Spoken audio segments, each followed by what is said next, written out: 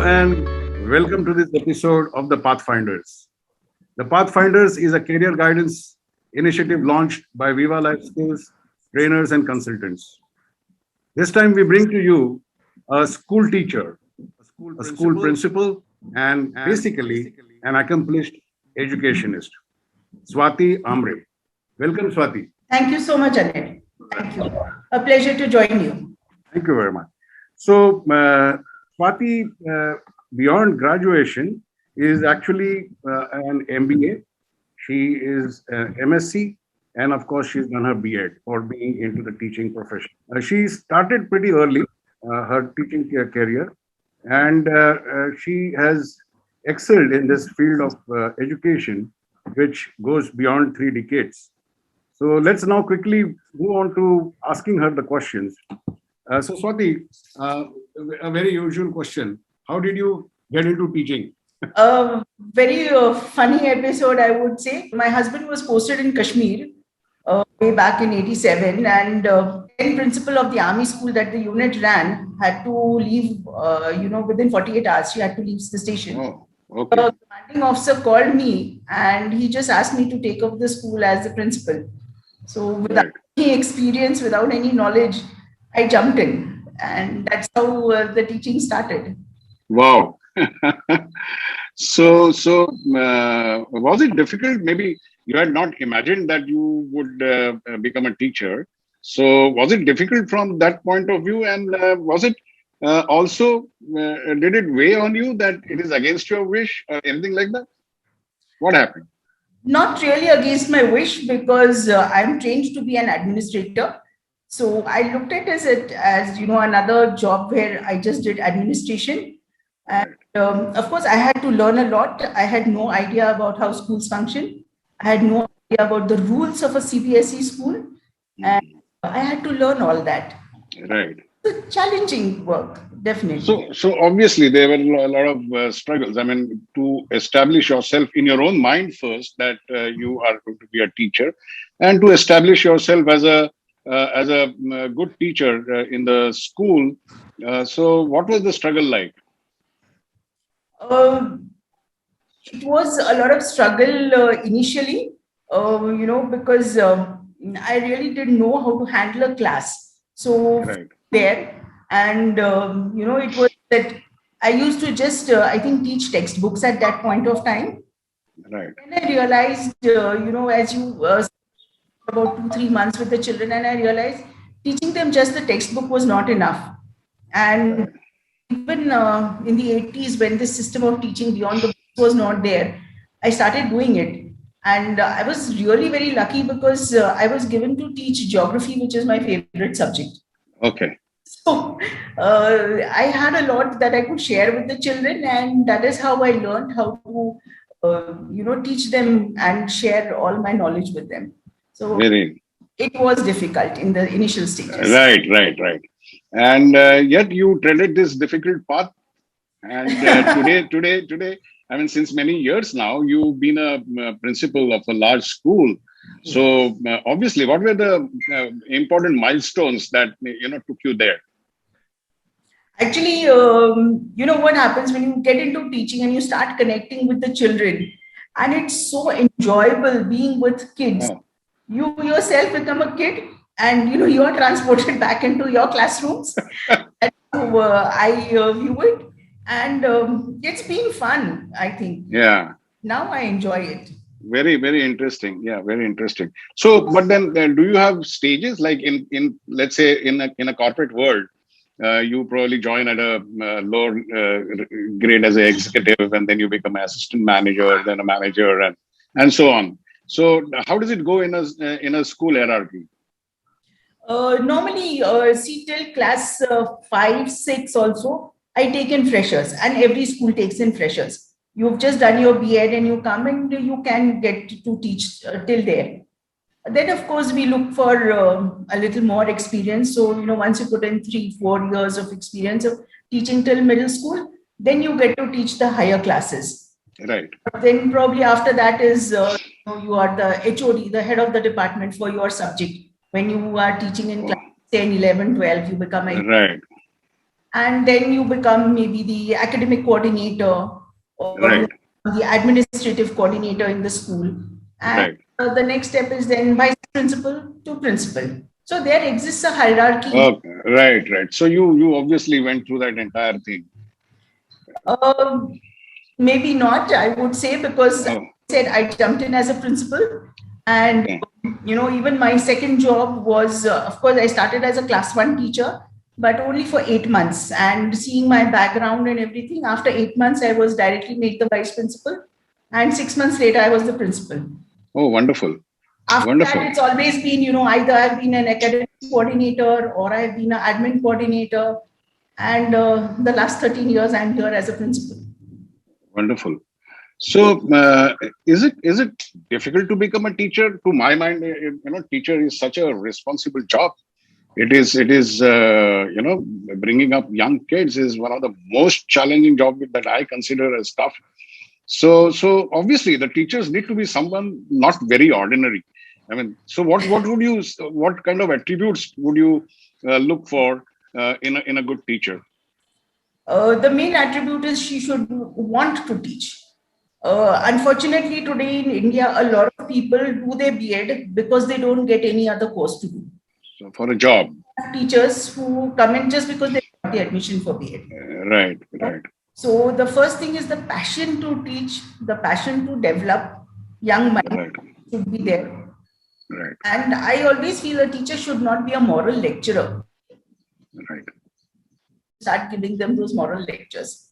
right, You need to get down to their level, be one of them, right, and mold them the way they right, need to be good citizens of the country. right. So I suppose there must be a lot of theories, a lot of practical ways of you know uh, educating children. Yeah. So are there special courses or anything that you need to do to qualify and be a better teacher? See, the B.Ed, of course, is a mandatory thing. Yeah. Beyond the B.Ed, you have many private institutions also who, help you up yourself more. And like my school is a CBSE school. So CBSE themselves conduct training sessions for the teachers. Okay. Okay. So, and they teach you how to go about doing it. And then, of course, each school also compulsorily has to do in-house training. So beginning of the session, 8 days go in-house training for the new teachers, new, old, everybody, in fact. Right. Right. So, Swati, in fact, in all organizations and say even the corporate world, there is a provision of performance assessment and performance management. Do you have something similar to that in the schools? Very much. For the teachers, I mean, I'm talking about the teachers. Yeah. For the teachers, we have an appraisal system, and the system goes that every 6 months we write their appraisals. I, as the principal, initiated. I share the appraisal with the teachers, and of course, they do their self-appraisal also first. Right. Then it comes to me, I appraise them. Then we discuss where, of course, the pat on the back is also most necessary, Right. along with the areas of improvement. So both is discussed, and then we take it up from there. And then Okay. 6 months again, the teacher works on whatever I have guided her. Right. And this is the next appraisal at the end of the year. Right, right, right. So today, do you think there are many people who are keen to become teachers, or like you initially mentioned, one of the not so very good part is you do your B.Ed just to get a job, right? Yeah. And you may not be passionate. So if there is someone who's very keen on joining this profession, what kind of advice would you give them in order to ensure that they make a educated choice about joining the profession, and they are really prepared and they should do well? So what would be that advice to them? See, of course, the basic is that they have to do their B.Ed. I would suggest that they learn a little bit of child psychology, so they know how to handle children, very important. And of course, the new education policy which is now being implemented from next year has a wonderful thing that now the government is starting with a course which is an integrated course. So, after 12th standard, when a child decides to do either a BA or a BSc, at that time they can join this integrated course, which will be 3 years of graduation and 2 years of BEd combined. So Oh, I they see. take that, thought over decision that I want to be a teacher in life and therefore I should join this integrated. So it is not left to, I have completed my graduation. What do I do now? Okay, let me become a teacher because getting a job is easy. So it will be a more thought over decision henceforth. And those really passionate for the teaching line, I think, will join in after their 12th. Right. So, tell me something about the education system in general. For example, are we still going on the same old beaten track of what you and me studied way back 40 years ago? Or I'm sure a lot of things must have changed. So, what are those some very significant changes that you would describe, that you saw in the last 3 decades? See, when I started my career, it was still the textbook and the typical classroom teaching, Right. where Right. whatever the teacher said was full truth. Right. But luckily, it is no longer so, and especially in our CBSE schools, And for me, I have mainly been associated with CBSE schools, so I really Right. know about the other patterns. I'm not much of a judge of CBSE. Yes, I can say because my kids studied there. So ICSE is also a lot activity based, but CBSE is completely activity based. A lot Right. oriented we already are. So, even when the new policy is coming, the new education policy, it's not going to really trouble us because we are already, children are doing research and project based learning and, the questioning is there. And there's a very, nice thing now that has, come into education, Right. flipped classroom, where the children decide and they tell the teacher about a particular topic that they want to learn. They give the basic information about the topic, and then the teacher takes over from there. And then she Right. gives additional information Okay. about that topic. So, which is Right. that never happened when I was a kid. Right. Right. This is very interesting. Yeah. Yeah. Yeah. Sure. So, I think, somewhere what everything that abroad the education is very different and Mm. learn at different levels. It is coming into India slowly and Very nice. are becoming thinkers. Right. Okay. Okay. That's very nice. That's very nice. So, Swati, when it comes to the prospects or pay and perks of a teacher, my personal view, very, very personal view is a teacher should be one of those professions which should be very, very highly paid. That's my very, very personal thought. So, how is it today? I mean, a few decades ago, because my mom was a teacher, so I remember that the salary was paltry. I mean, hardly, you know, yeah. For if a teacher has to run his family, that salary was surely not enough. So, how are things now?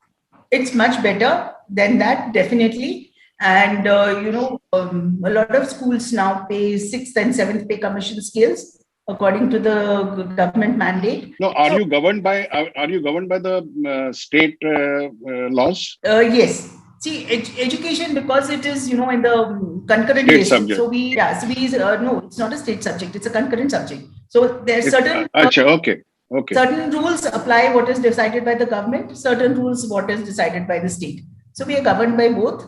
So of course the central pay commission scales apply to us as teachers, and a Right. teacher can start at about 1,000 depending on the school and the area.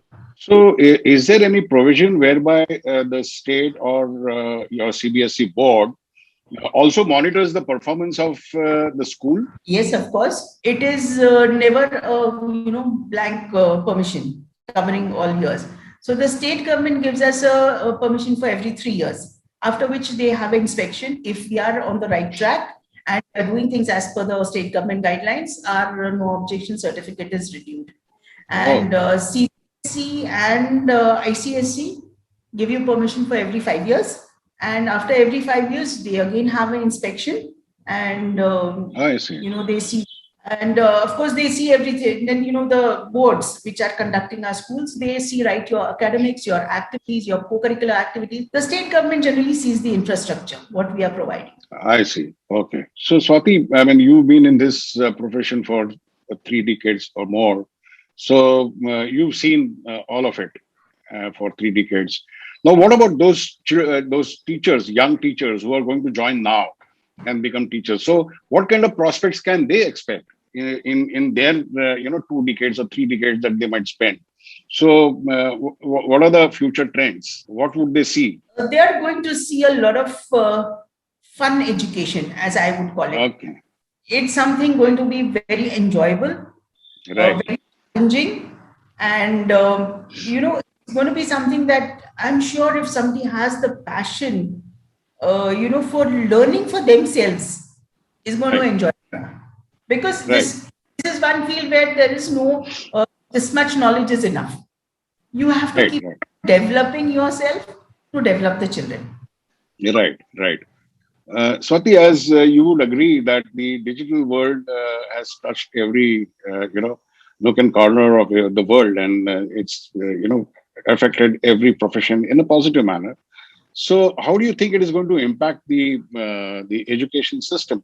I mean, we've already shifted to online teaching learning, Yeah. and unfortunately, due to the pandemic. But what's the way forward as far as the digital or the automation of education system is concerned? It is going to remain a blended learning where there will be a little offline, a little online. And this is something that is going to stay.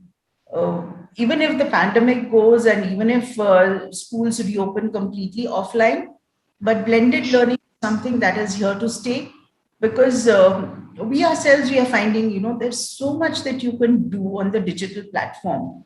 And there is so much that the children can do a simple thing that a worksheet which I would give maybe a printed sheet to the Right. and we give them now called as live worksheets, and there are millions of live worksheets on, and if a child wants to keep on doing more and more and more, he or she can, and they are so beautiful and they are so interesting that this is how children are going to learn more. Okay. I just heard a remark from one very young guy who is now being subjected to online learning, a mature person. So he said there is no soul in it. So how much would you agree or disagree to it? Yes, I agree with him there that Really? connect when the teacher and the children sit down together is not there, definitely.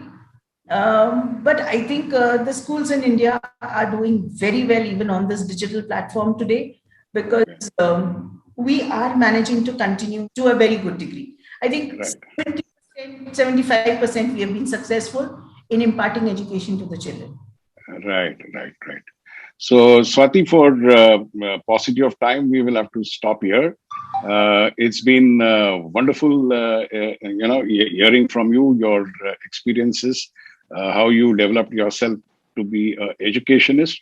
And I'm sure this will be highly beneficial to all our members who are going to watch this interview of yours. So thank you very much, Swati. Thanks for Thank you, being here. Anil, and it's been a pleasure to join with Pathfinders, and I wish you great success in your endeavor. And for you too, wish you a great success. Thank you very much. Thank you